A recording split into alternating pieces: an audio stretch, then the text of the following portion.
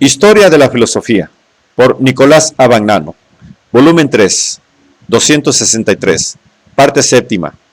La filosofía entre los siglos XIX y XX. Capítulo 11. La filosofía de las ciencias. 794. El desarrollo crítico de la matemática. El desarrollo crítico de la matemática se inicia a mediados del siglo XIX, con la exigencia del rigor en la construcción matemática. En efecto, esta exigencia lleva a considerar en la matemática no solo los resultados de sus procedimientos, sino estos mismos procedimientos en orden a ensayar o garantizar su validez. Y por esto es el modo específico como se ha verificado en la matemática aquel cambio crítico que, en todas las ciencias más avanzadas, lleva a considerar como parte fundamental de la investigación científica la que se refiere a la naturaleza y límites de la validez de los instrumentos de que la misma dispone. Karl Weierstrass, 1815-1897, fue el primero en afirmar, en 1896, la necesidad de una investigación sobre los fundamentos de la matemática y en reconocer que tales fundamentos pueden ser explicados solo a partir de una teoría de los números reales cuyas bases plantea él mismo. La teoría de los números reales, como fundamento de todo el análisis matemático, la desarrollaron posteriormente George Cantor, 1845-1918, y Richard Dedekind, 1831-1916, en el sentido de una teoría de conjuntos, que sigue siendo clásica, aunque haya experimentado críticas y rectificaciones en la matemática contemporánea. La teoría de conjuntos la presentó Cantor en su famoso escrito titulado Fundamentos de una teoría universal de conjuntos, del 1883, como una teoría del infinito auténtico o actual. Este infinito, según Cantor, no es un finito que pueda crecer o disminuir indefinidamente, sino que permanece siempre finito, si bien una magnitud sui generis claramente definible. En este sentido, es un conjunto cuyos elementos tienen una correspondencia biunívoca con los de una parte suya propia o subconjunto, como sería, según el ejemplo adoptado por Royce para explicar este concepto, un mapa geográfico, idealmente perfecto de un país, construido en el mismo país. Este mapa contendría su propia representación y, por ende, una serie de mapas dentro de mapas cuyos puntos se corresponderían exactamente. La serie natural de los números es un conjunto infinito en este sentido. Se puede poner en correspondencia biunívoca con sus subconjuntos, por ejemplo, con los cuadrados, con los números primos, etc. Desde este punto de vista, existen infinitos de distinto orden o gradación. Si un infinito puede ser más grande o más pequeño que otro. Cantor definió el número cardinal como la potencia común de dos conjuntos entre los cuales existe una correspondencia biunívoca y llamó transfinito al número del conjunto infinito. Tanto Cantor como Dedekind, ¿qué son y deben ser los números?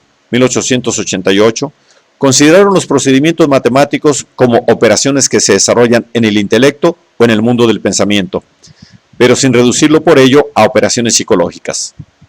Cantor estudió también el problema de la existencia de los objetos matemáticos, aceptando una solución de ellos que debía ejercer gran influencia en ulteriores desarrollos de la matemática.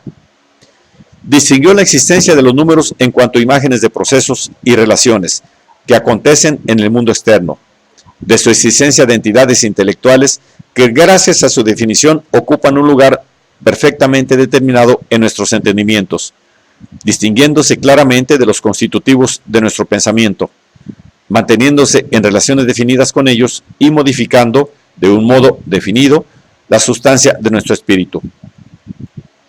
Solo esta última especie de existencia considera Cantor esencial para los objetos matemáticos. Se trata de una existencia lógico-objetiva, consistente en la definición que asegura a tales objetos un modo regulado de comportamiento. Todo ello equivale a una reducción de las entidades matemáticas a objetos lógicos y, por lo tanto, a un acercamiento de la matemática a la lógica. A este acercamiento contribuyó ulteriormente la obra de Giuseppe Peano, 1858-1932, quien en 1889 publicó su Arithmetices Principia Nova Methodo Exposita y en 1895 la primera edición de su famoso formulario Ai Mathematica. Peano trató de reducir toda la aritmética a 3 nociones primitivas: número actual, cero y sucesión, y a 5 axiomas, mostrando al mismo tiempo que todas las ramas de la matemática se fundaban en la aritmética. La obra de Peano logró traducir toda la matemática a un sistema único de signos y a mostrar cómo toda proposición matemática puede insertarse en un sistema hipotético deductivo. La exigencia del rigor, estudiada por Weierstrass, halla su realización en esta obra. Sin embargo, todavía le quedaban problemas extraños y exigencias que fueron materia de discusión en la evolución ulterior de la matemática y de la lógica. A la obra de Peano, lo mismo que a la de Frege, de quien hablaremos más adelante, se debe la más acertada expresión del logicismo contemporáneo, que es la obra matemática de Russell.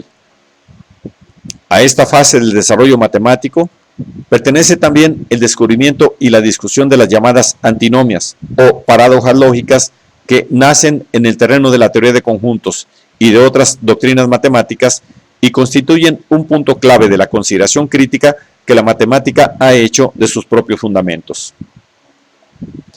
De todas estas evoluciones tiene cuenta la matemática axiomática de Hilbert, que constituye un aspecto fundamental de la actual fase crítica de las matemáticas.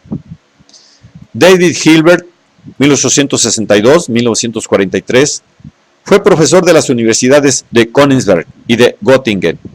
Sus escritos más importantes son Los fundamentos de la geometría, 1899, Los principios de lógica teórica, 1928, escritos en colaboración con W. Ackermann, y Los fundamentos de matemática, escritos en colaboración con P. Bernays. La idea fundamental de Hilbert es que la matemática es un cálculo o sistema axiomático en el cual 1. Todos los conceptos de base y todas las relaciones de base se enumeran completamente mientras se reducen a ellos, mediante una definición, los conceptos que se introducen ulteriormente. 2. Los axiomas se enumeran completamente y de ellos se deducen todos los demás enunciados de modo conforme a las relaciones de base.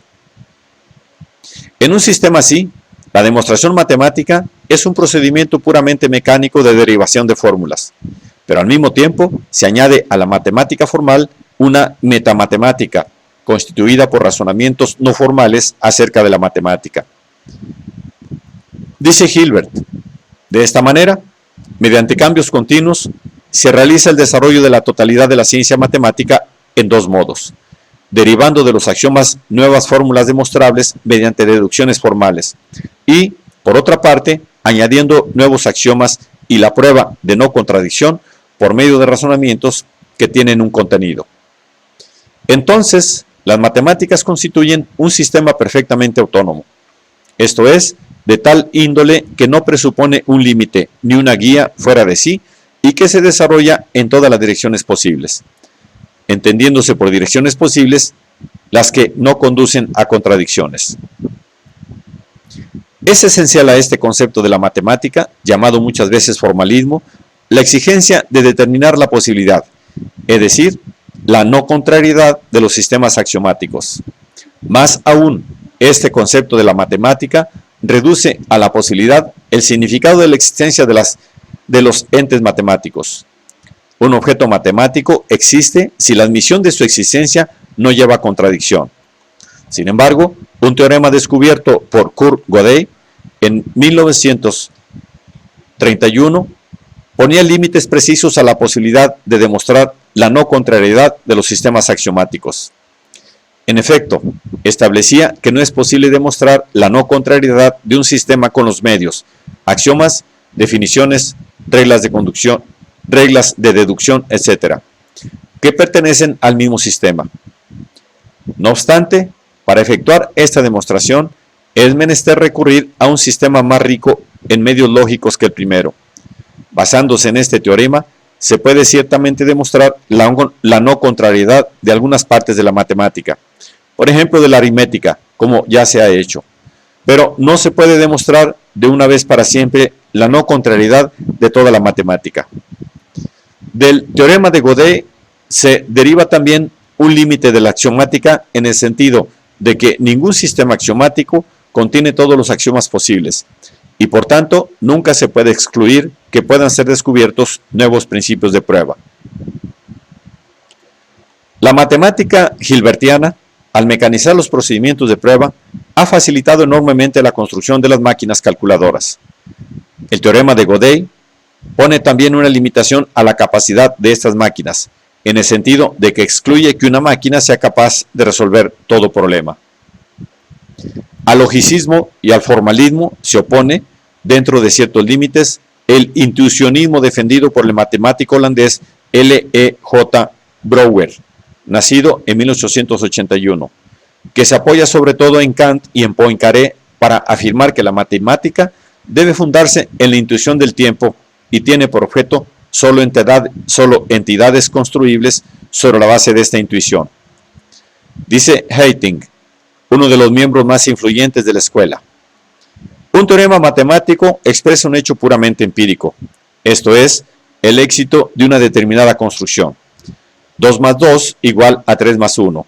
Hay que leerlo como una abreviatura para la siguiente afirmación: he efectuado las construcciones mentales indicadas de 2 más 1 y de 3 más 1 y he hallado que conduce al mismo resultado. En matemática, la existencia se determinaría así como posibilidad de construcción.